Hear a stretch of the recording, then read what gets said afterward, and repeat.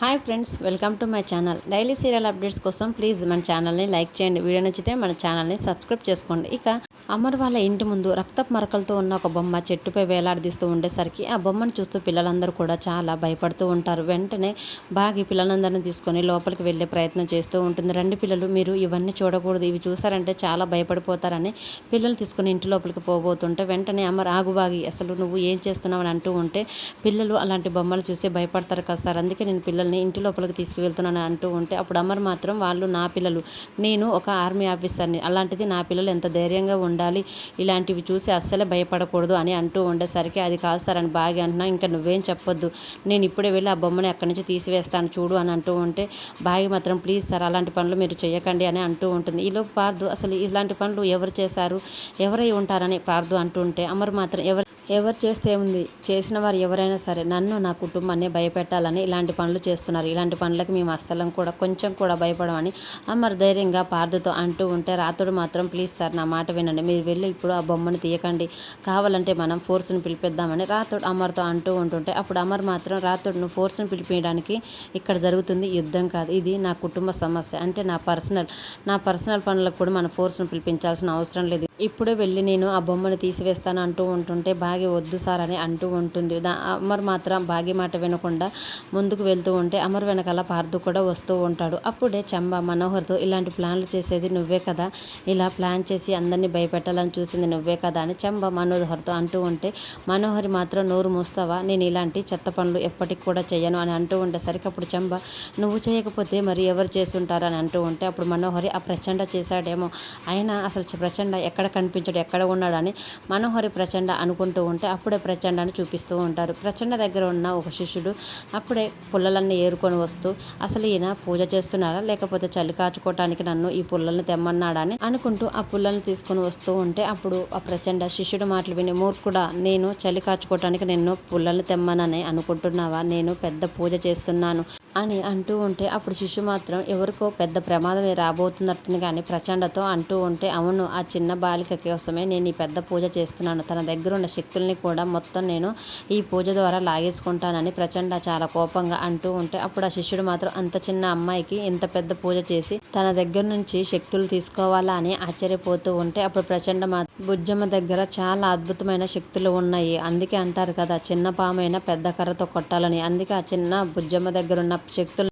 నేను పొందాలంటే ఇలా చేయక తప్పదు అనే ప్రచండ ఆ శిష్యుడితో అంటూ ఉంటాడు. మరోవైపు అమర్ పార్దు ఇద్దరు కలిసి అక్కడ ఉన్న బొమ్మను తీయటానికి వెళ్తూ ఉండేసరికి ఒక్కసారిగా పార్దు ఆ బొమ్మను తీసే ప్రయత్నం చేస్తుంటే అమర్ ఒక్క నిమిషం ఆగు పార్దు అని అంటూ ఉంటాడు. ఏమైంది అమర్, ఎందుకు నన్ను ఆగమంటున్నావు అని పార్దు అంటూ ఉంటే సంథింగ్ ఈజ్ రాంగ్, ఇక్కడ ఏదో జరగబోతుంది, మనం కొంచెం చాలా జాగ్రత్తగా ఉండాలని అమర్ పార్దుతో అంటూ ఉండేసరికి ఒక్కసారిగా అమర్ గో బ్యాక్ పార్దు, మనం ముందుకు అడిగేద్దు, వెనక్కి వెళ్ళాలి, పిల్లలు మీరు కూడా వెనక్కి వెళ్ళండి అని అమర్ పార్దుతోటి అటు బాగి వాళ్ళతో కూడా చెప్తూ ఉండేసరికి ఒక్కసారిగా అక్కడ వాళ్ళకి ఎదురుగా వేలాడదీసిన బొమ్మ బ్లాస్ట్ అయినట్టు పెద్దగా పేలేసరికి బాగి పిల్లలందరూ కూడా చాలా భయపడిపోతూ ఉంటారు. అమర్ పార్దు అయితే టెన్షన్ పడుతూ ఆ పేలిన వాటికి వెళ్ళి చూస్తూ ఉండేసరికి అప్పుడే ప్రచండ ఒక్కసారిగా చాలా సంతోషంగా ఇన్నాళ్ళకి కపాల మోక్షం కలిగిందిరా శిష్యుడా అని ఆ ప్రచండ శిష్యుడితో అంటూ ఉంటే అప్పుడు శిష్యుడు ఏమైంది గురువు అని అంటూ ఉండేసరికి అదిగో అక్కడ విస్ఫోటనం జరిగిన సంగతి నాకు ఇక్కడ దాకా వినిపిస్తుంది, వాళ్ళలో భయం మొదలైంది,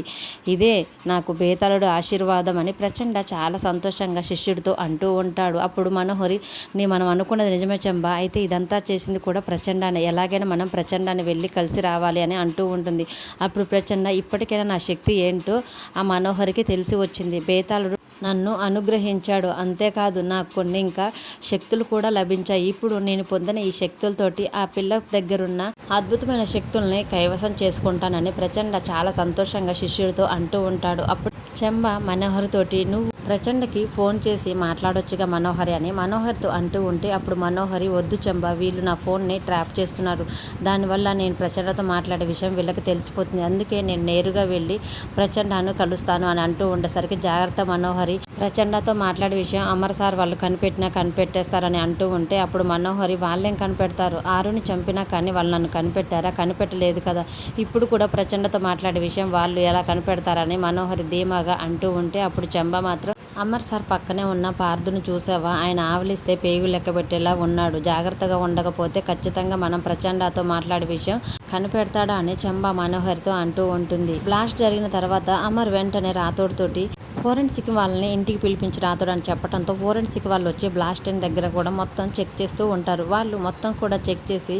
అమర్ తోటి ఇలా అంటూ ఉంటారు. సార్, మేము ఇలా చెప్పకూడదు, కానీ జరిగిన దాన్ని బట్టి చూస్తే ఇక్కడ మీరు ఎక్స్పెక్ట్ చేసిన విధంగా అక్కడ ఏది కూడా పేలుడు పదార్థం మాకు దొరకలేదు సార్ అని ఫోరెన్సిక్ వాళ్ళు అమర్తో అంటూ ఉండేసరికి అప్పుడు పార్థు అమర్ ఇంకోసారి మళ్ళీ చెక్ చేయండి, అసలు పేలుడు పదార్థం లేకుండా బొమ్మ ఎలా బ్లాస్ట్ అవుతుంది, తనంతట తానే ఎలా పేలిపోతుంది అని అంటూ ఉండేసరికి అప్పుడు ఫోరెన్సిక్ వాళ్ళు మాత్రం ఇక్కడ మాత్రం మాకు ఏవి కూడా దొరకలేదని చెప్పడంతో వెంటనే పార్థు మళ్ళీ అడిగే ప్రయత్నం చేస్తూ ఉంటే అమర్ మాత్రం సరే నాకు అర్థమైంది, ఇంకా మీరు ఇంకా చెక్ చేయకుండా ఇక్కడి నుంచి వెళ్ళిపోండి అని అమర్ అంటూ ఉంటాడు. లేదు అమర్, ఒక్కసారి మళ్ళీ రీచెక్ చేయమని చెప్దామని పార్థు అమర్తో అంటుంటే వద్దు పార్థు, నాకు అర్థమైంది, వాళ్ళని వెళ్ళిపోమని చెప్పడంతో ఫోరెన్సిక్ వాళ్ళు వెళ్ళిపోతారు. తర్వాత వెంటనే పార్థు అమర్ తోటి ఎందుకు వాళ్ళని వెళ్ళిపోమని చెప్పావు, అయినా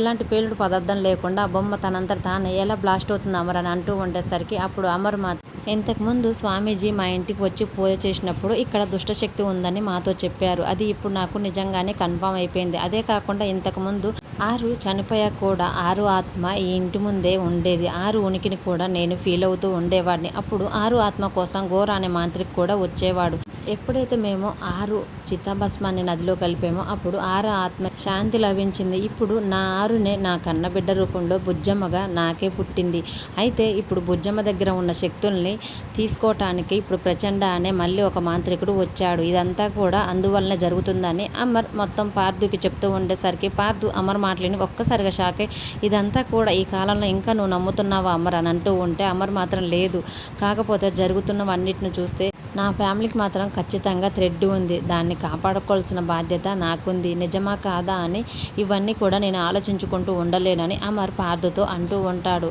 అప్పుడు ఆ మాటలన్నీ కూడా రాథోడ్ వింటూ బుజ్జమ్మకి శక్తులున్నాయని సార్కి చెప్పాలా వద్దా, అయినా ఈ విషయం ముందుగా మనం బాగీకి చెప్పాలి అని అక్కడి నుంచి వెళ్ళిపోతాడు. మరోవైపు ఆ బాంబ్ బ్లాస్ట్ కావడంతో బుజ్జమ్మ కళ్ళు తిరిగి స్పృహ కోల్పోయేసరికి బుజ్జమ్మని ఇంటి లోపలికి తీసుకొని వచ్చి బెడ్ మీద పడుకోబెట్టి బుజ్జమ్మకి స్పృహ తెప్పించే ప్రయత్నం బాగి వాళ్ళు చేస్తూ ఉంటారు. పిల్లలందరూ కూడా చాలా టెన్షన్ పడుతూ బుజ్జమ్మ ఏంటి స్పృహ కోల్పోయిందని బాగిని అడుగుతూ ఉండేసరికి బాగి మాత్రం పిల్లలకి ధైర్యం చెప్తూ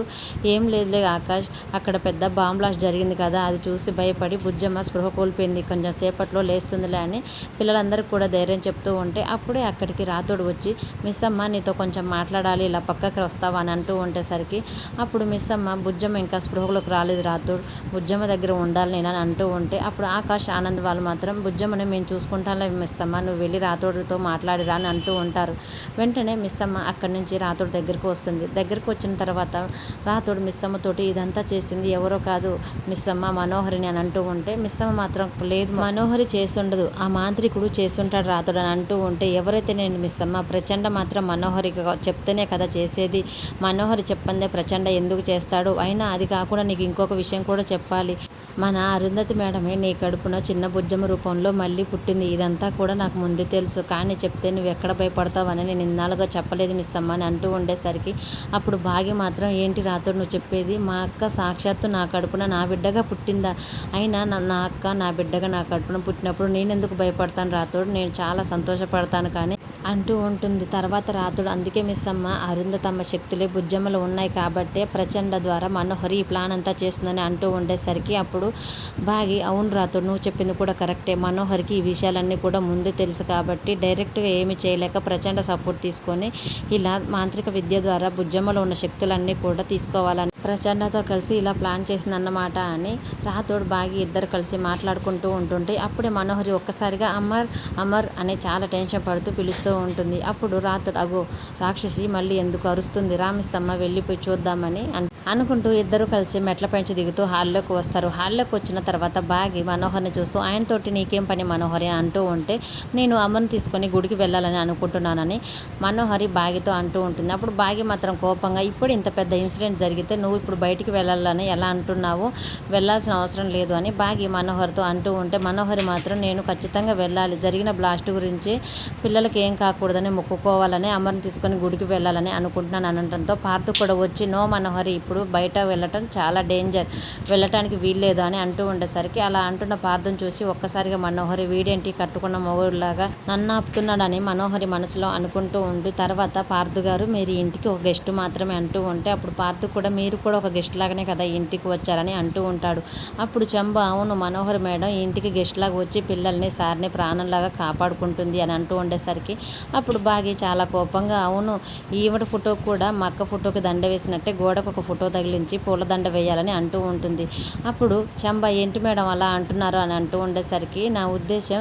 మీ మనోహరి మేడం పిల్లలందరినీ కూడా ప్రాణంలా చూసుకుంటుంది అన్నావు కదా అందుకే దేవతలా చూసుకోవాలని అలా ఫోటో పెట్టి దండ వేయాలని అంటున్నానని బాగి కోపంగా అంటూ ఉంటుంది. తర్వాత పార్థు ఏదేమైనా కానీ మీరు ఇప్పుడు బయటికి వెళ్ళండి వీల్లేదని చెప్పడంతో అమర్ అప్పుడే వచ్చి ఒక్కసారిగా వెళ్ళనివ్వండి పార్థు మా మనోహరి తనను తాను కాపాడుకుంటుంది, అరుంధతి ప్రాణ స్నేహితురాలు, తనకంటే మంచి కోరు వ్యక్తి ఈ ఇంట్లో ఇంకెవరు ఉంటారు అని అనుకుంటూ అందుకే నాకు మనోహరి అంటే అని కొంచెం గ్యాప్ ఇచ్చి రెస్పెక్ట్ అని అంటూ ఉంటాడు. అలా ప్రేమగా మనోహర్తో మాట్లాడుతుండేసరికి బాగి కోపంగా బొంగమూతి పెట్టుకుని అమర్ వైపు చూస్తూ ఉంటే అప్పుడే రాతోడు బాగితోటి ఈ వంకతోటి ఎలాగైనా ప్రచండ దగ్గరికి వెళ్ళి మాట్లాడాలని ఇలా ప్లాన్ చేసింది అనుకుంటా మిస్ అమ్మ అని రాతోడు బాగితో అంటూ ఉంటాడు. అప్పుడే అమర్ మనోహర్ దగ్గరికి వచ్చి మనోహరి ఎక్కడికి వెళ్ళి ఏం మాట్లాడుతుందో తెలుసుకోవాలని ఒక చిప్ లాంటిది మనోహరికి అటాచ్ చేసే ప్రయత్నం చేస్తూ ఉంటాడు. మరి అప్కమింగ్ ఎపిసోడ్లో మనోహరి ప్రచండ దగ్గరికి వెళ్ళి మాట్లాడిన విషయం గురించి అమర్ బాగి వాళ్ళు పార్థు అందరూ కనిపెడతారా లేదా అనేది నెక్స్ట్ ఎపిసోడ్లో చూద్దాం. Thank you for watching.